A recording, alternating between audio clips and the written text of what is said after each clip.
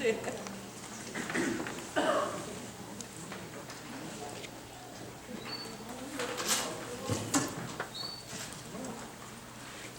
evening, and thank you for your patience. My name is Natan Paradise, and I direct the Center for Jewish Studies at the University of Minnesota. And it is my great honor to be your host for this evening. We are happy you have all joined us tonight.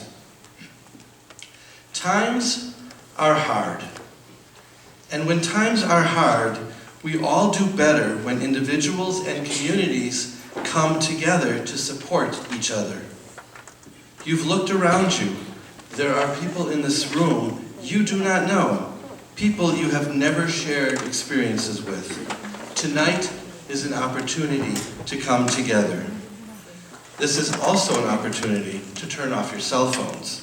If you have not done so already, please turn off your cell phones. This is not the first time that times have been hard. Saying this is not a cause for despondency, but for hope. Things can get better. We gather tonight to commemorate the 80th anniversary of the end of World War II, a war that saw a Japanese invasion of Shanghai that brought unimaginable loss to the inhabitants of that city.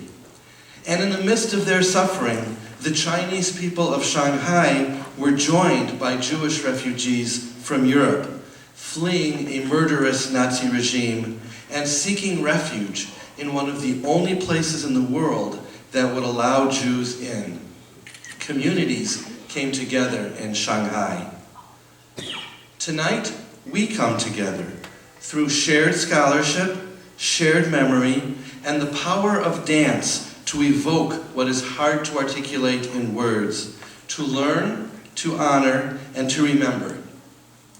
We come together in community to experience Shanghailanders, a dance drama of survival and humanity produced and performed by Shenpei Art Studio. This dance drama is a work in progress and will eventually have 3 parts. Tonight we are experiencing part 2, titled The Ghetto.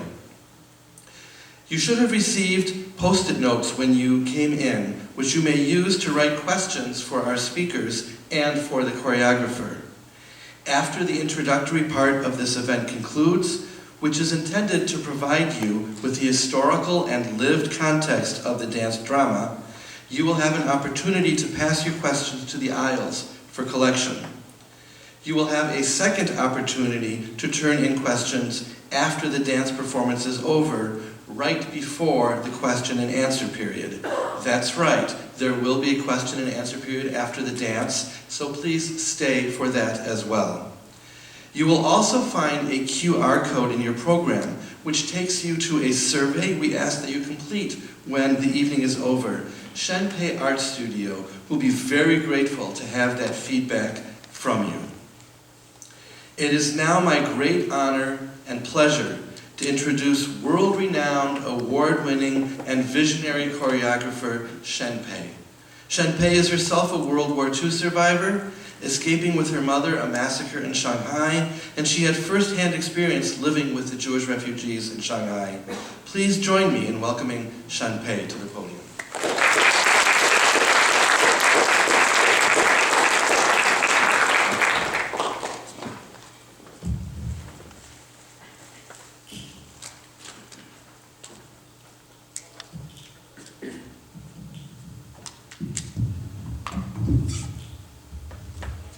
谢谢大家来参加今天的活动。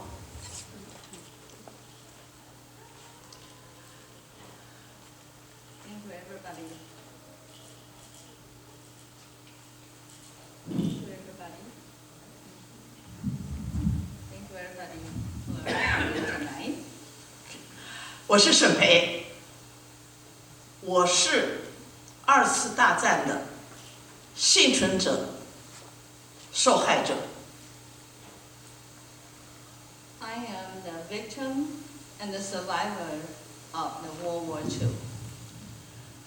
我父亲就是在这场战争当中为国牺牲的。那个时候我才只有6岁。My father gave his life to this war when I was just 6 years old.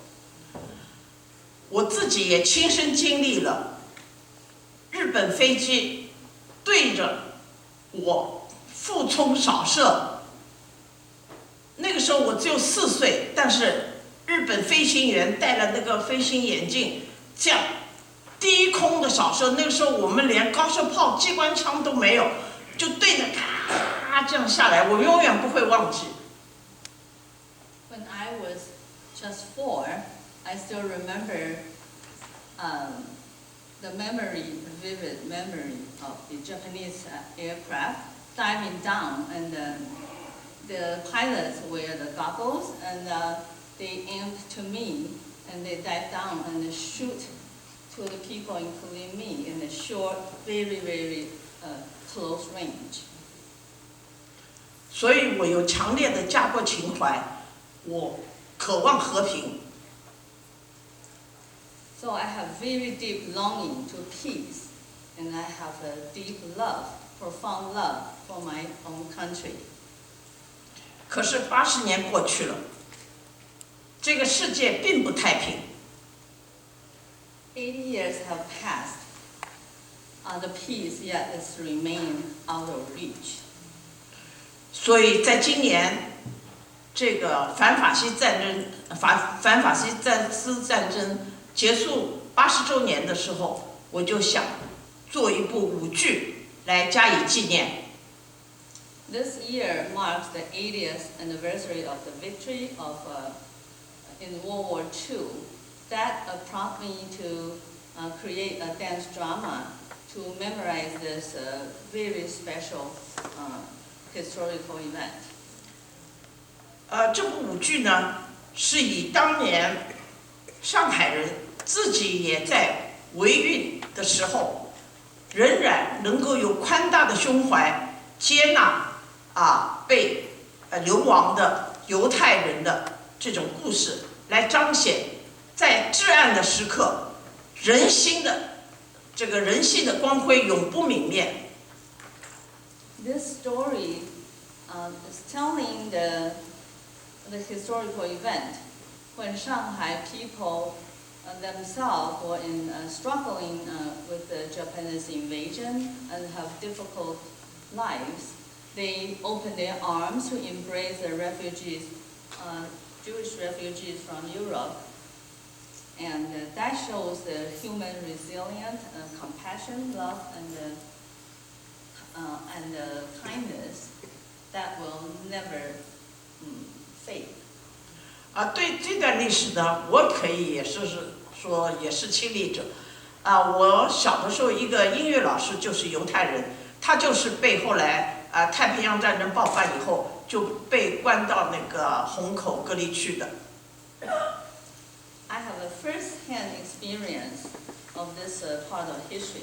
My very own first music teacher was a Jewish man, and then after the war broke out, he was locked up into the Hongkou district, the ghetto.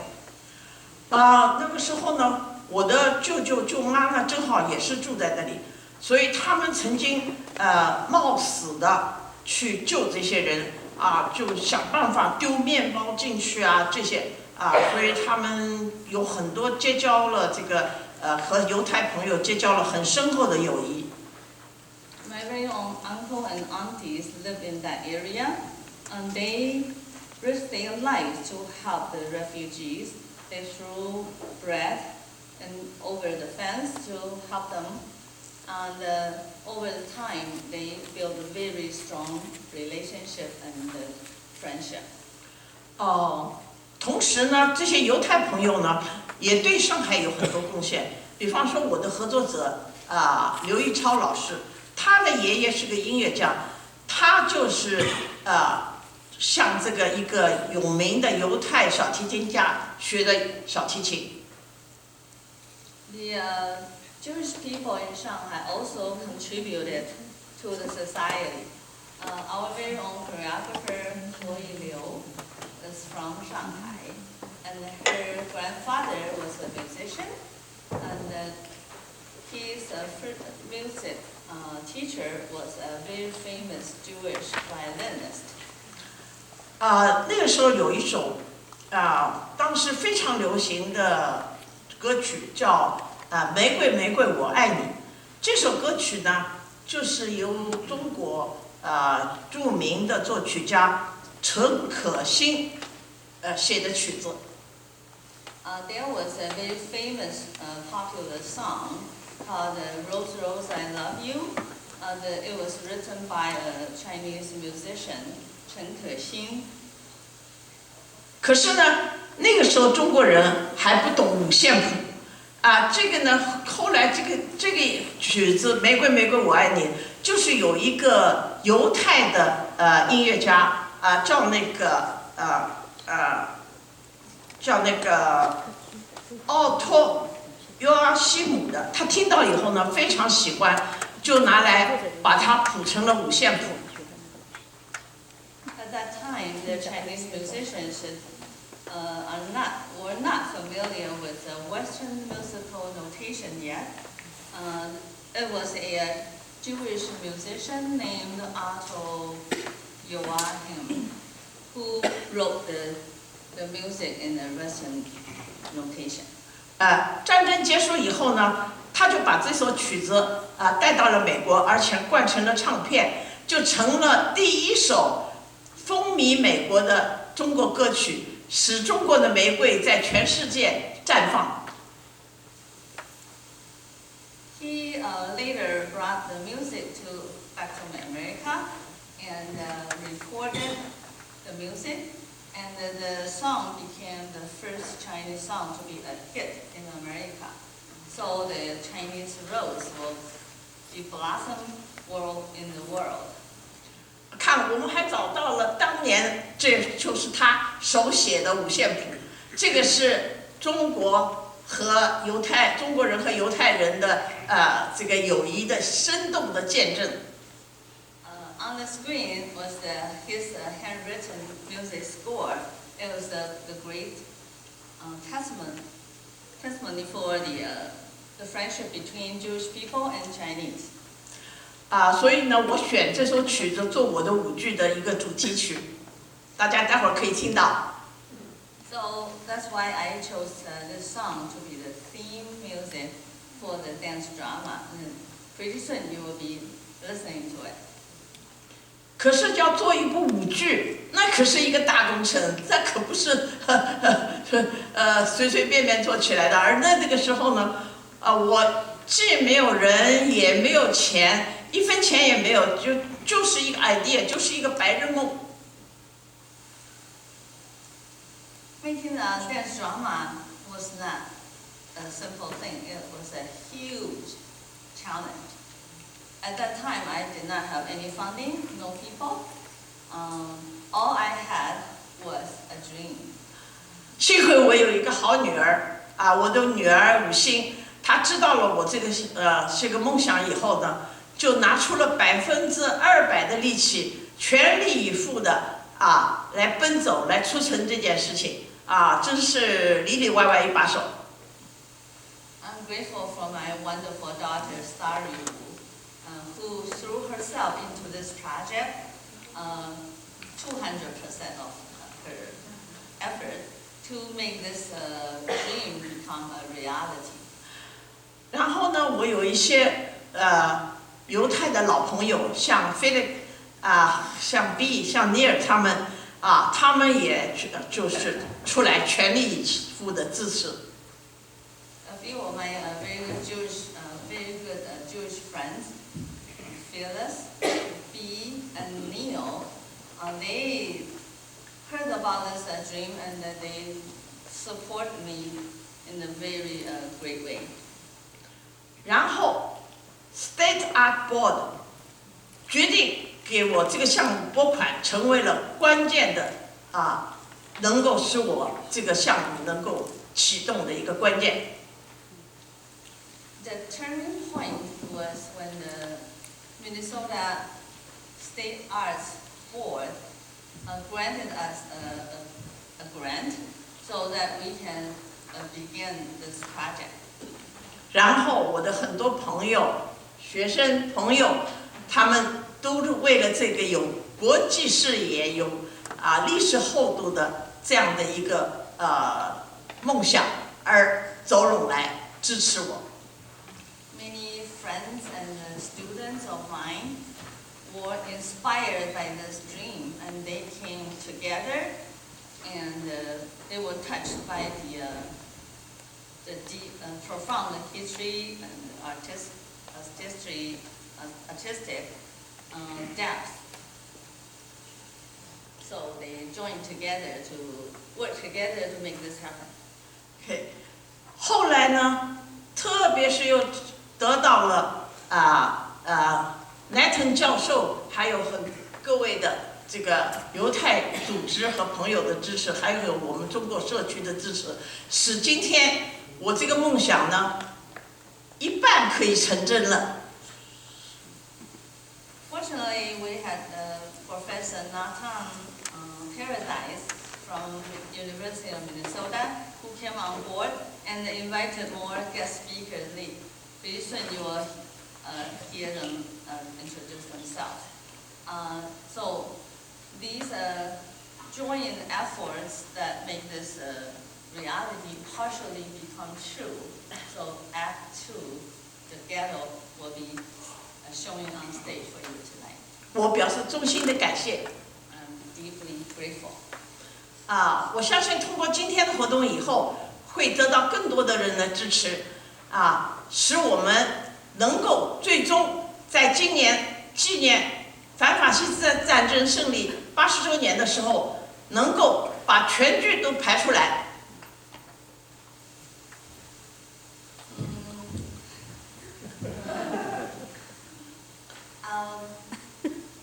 After tonight's event, I truly believe that we will get more support from all sectors so we can move forward to ultimately to show the full production of Shanghai Landers and to celebrate the victory of the 80th anniversary of World War II and the end of World War II. 希望每一位今天在座的都是我们这个梦的支持者，到时候在全剧演出的时候，欢迎大家再来。Hope that everybody here tonight are the supporter of our dream and to make this become a reality.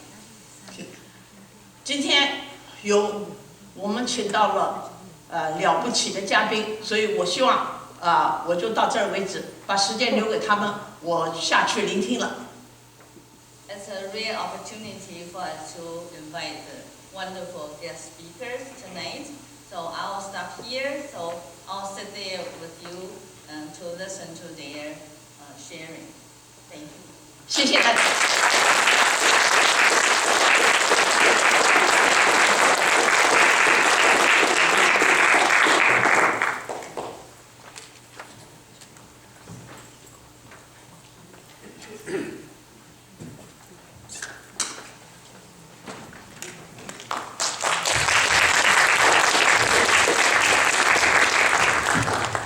Thank you, Shenpei.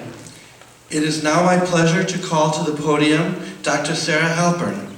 Dr. Halpern is a Holocaust historian currently serving as a visiting assistant professor of history at St. Olaf College. She is the author of multiple essays on Shanghai's Jewish refugees, and her book, Saving the Unwanted, Shanghai's Jewish Refugees and the Struggle for Global Humanitarianism, 1943 to 1949, is under review by University of Pennsylvania Press. Please join me in welcoming Dr. Halpern.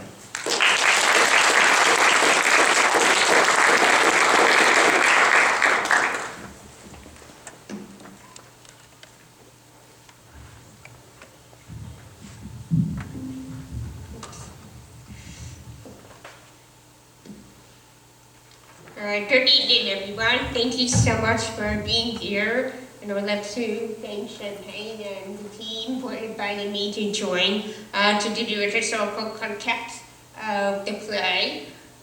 So I would like to start.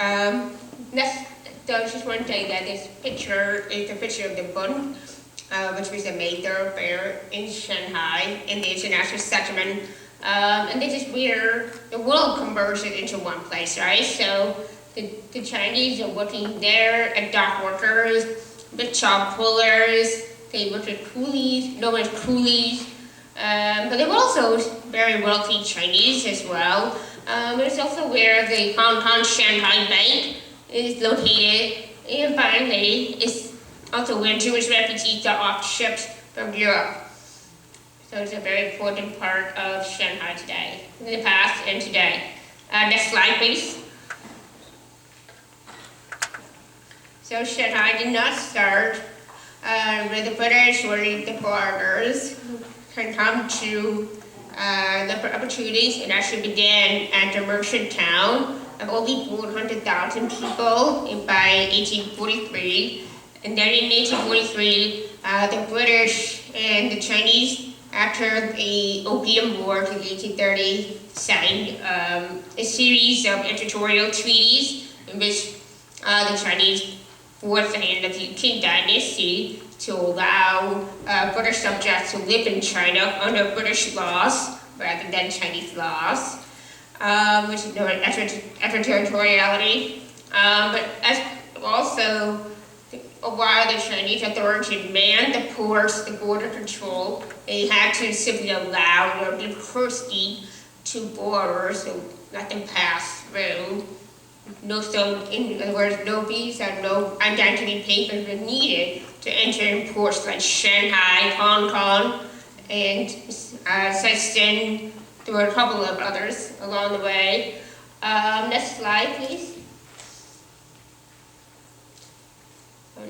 So, in the Treaty Port era, we are going to take a look at how the British forced the hand of the Qing dynasty, the impact of that. So the impact of that other countries such as the United States, France, the Netherlands, and Japan followed suit and asked for their own peace as well.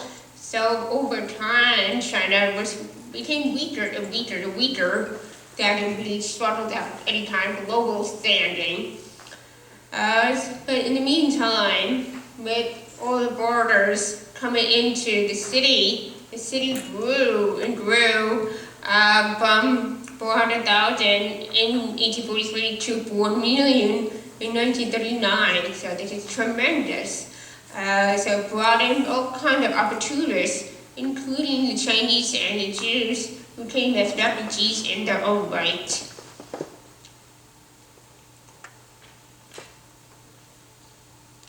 So, and the next slide, please. So, as a result of these treaties that were created, Shanghai was divided into concessions. Then we have the international settlement, which is run largely by British and Americans, who formed the Shanghai Municipal Council, which is like a supranational international governing body that oversaw the daily affairs of the international settlement, and also where the Chinese law was not necessarily implemented, so many Chinese found abuse there from Chinese laws. So it was a very, very crowded area.